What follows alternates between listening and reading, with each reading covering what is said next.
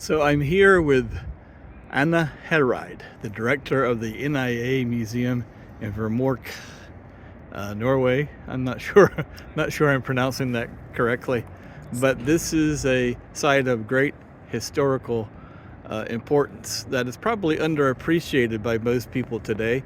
There was a movie that depicted the raid on the heavy water initiative by the Nazis during World War II, the Heroes of Telemark in 1964.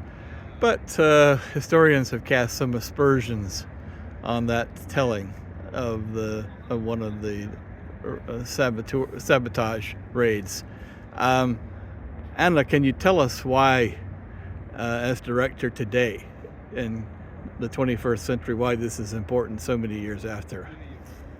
Well, we definitely live in a world where we are reminded as of today of the fact that freedom is nothing we should take for granted. And if we look to what's happening in Ukraine, what's happening in Kosovo, and other places, it's important for us to know our history in order to not repeat the mistakes of the past. And also to keep working for understanding between nations and peoples. And how close were the Germans in getting heavy water that they could actually use to make a bomb, do you think? Well, that's kind of a $1,000 question, and it's debated still today. Some think that they were very close. Some think they were not close at all. Some think it was a priority. Some people think that Hitler did not prioritize this. And what we do know is that the Allies of World War II regarded this as a crucial site and a crucial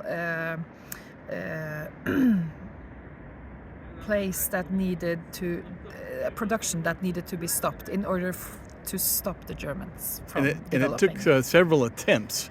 A couple before this was actually the Germans. After one partially successful raid, the Germans rebuilt, and then it wasn't until the last of the heavy water was destroyed on a lake on its way out of Norway by the Allies that this particular heavy water site we were rid of this particularly heavy water site. Isn't that correct? That's correct. And it was actually the most known is undertaken by Norwegian Special Command soldiers, but soldiers from Canada, from Jamaica, from Australia, from the British Empire, so to speak, under British command, was also involved. So it's quite endeavor that was taken, and of course one of the operations or raids were also American bomber planes coming in here to try to demolish the place. Unfortunately, or maybe luckily for us, not a raid that took out the place entirely.